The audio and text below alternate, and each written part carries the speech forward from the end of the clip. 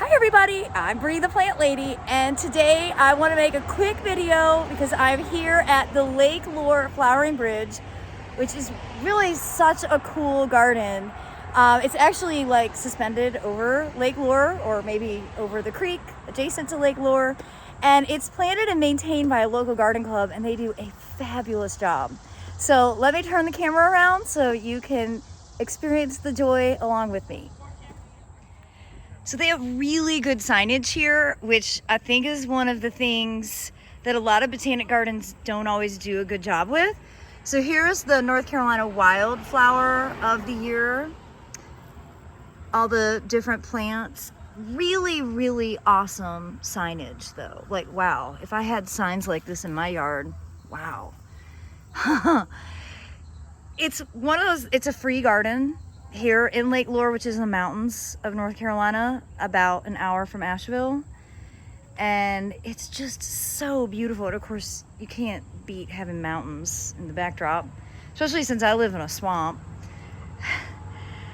I came here a few years ago in November, but this is the first time I've seen it in the summer. This is a really beautiful Calathea dichotoma whiteberry form. I'm amazed at how far along the Calacarpas are here compared to my house, where they are not coloring up yet at all. But this is a really terrific variety. And they have a really nice mix of natives and non-natives. So, you know, plants like Kaleidoscopobelia that a lot of people garden with, and Goshiki osmanthus. But here mixed with Calycanthus and ironweed, phlox, solidago. It's a really, I think this garden is a really great balance of just all the plants that do really well in this specific condition. So you can see we are on a bridge. And wow, you are not in my yard. Gorgeous lavender like that. This is an herb garden here. You can see here's that dwarf basil that I featured a few days ago in one of my videos, and here's the kind of holy basil, which is a really great plant for pollinators.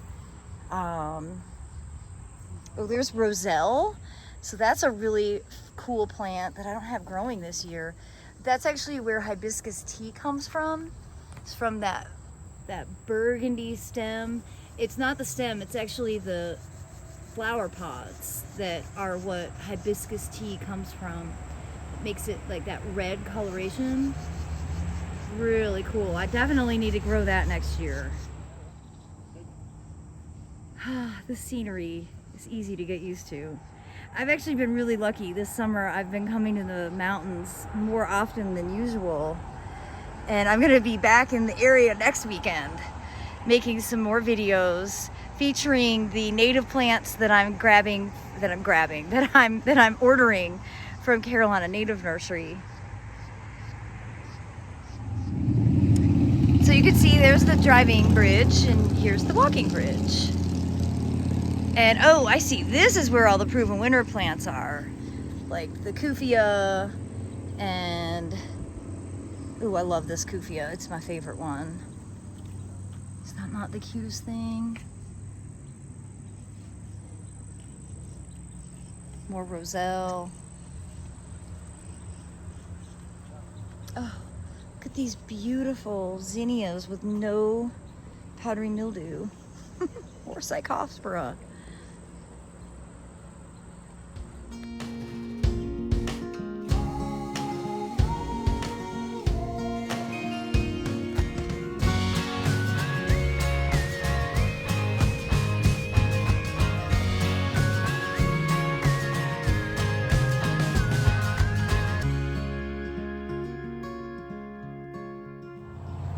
Here's a favorite variety of Rudbeckia. This is Rudbeckia subtomentosa Henry Eilers. And I really like its quilled petals. And you can see it's just, I think texturally it's more dynamic than sort of traditional Rudbeckia fulgilda. It's cool to see these two here next to one another so you can really compare them. I am not a rose person, but wow. This rose is beautiful.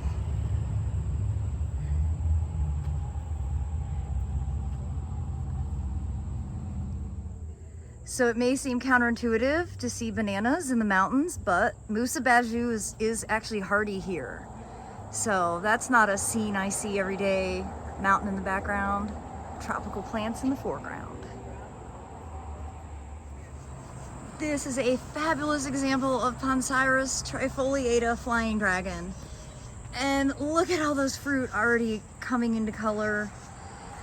You know, this is a plant that there's some controversy in some areas. It might be invasive. I like growing it because it has relatively big spines that help deter animals. Of course, planted here, it's mostly sort of a dry border. The Apuntias adjacent, Barberry. This is a spiny section. Really cool. Look, my shoes match the rain lily.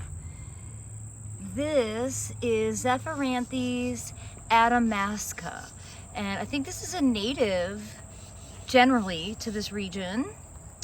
Really cute thing. And of course, these bloom after rain, which is why they're called rain lilies.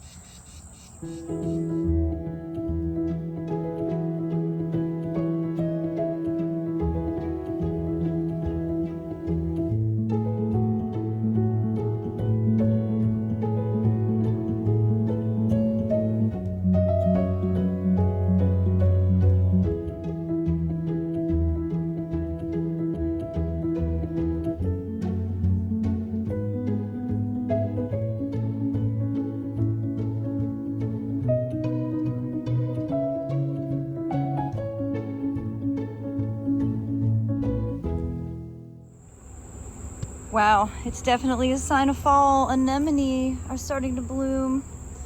Summer went too fast. But it's such a cool combination of tropicals and hardy plants, and it's really like this garden, and tons of people here. It's really nice to see so many people interacting, you know, horticulturally inspired space. Look, they even have Wi-Fi. What is not to love about this garden? Oh my gosh, I love this stone thing. I love it too. Oh my god, I need one of these. I thought, I've got a monarch sighting. Well, this is the first time I've ever seen anything like this in a garden, and now I think every garden should have one. How absolutely thoughtful to have. Oh. Oh. She was filming love.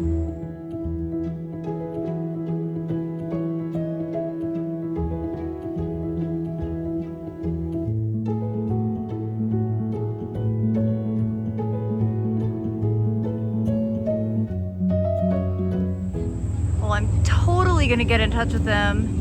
See if I can't volunteer to come and do some programs to help support them for the education center here. I love this garden. I'm completely just so enchanted and inspired by it. Been very intrigued the whole time by this mirrored garden. I tried to create something like this, but the birds pecked the mirrors to pieces. Oh, it's so cool. Look at the living walls that they have. All mixed in. That is really neat. Hi, everybody. When I worked at Montrose, we used to build these. I loved doing it. It was like, I'm not a woodworker, but my God, I loved making arbors and benches and things. Seeing all these here, I'm like, I want to go home and make wood projects for the garden. So they don't have a ton of vegetables here, but seeing this old bathtub planted, I would love to inspire them to grow some rice next year, just as something that could be used for educational purposes to show people how you grow rice. Without question, These rock spirals, I absolutely love, and I really want one. Well, I hope you've enjoyed this quick tour of the Flowering Bridge here at Lake Lure. And if you haven't been able to visit, I hope you will put this on your list for future destinations. As always, thanks so much for watching, everybody.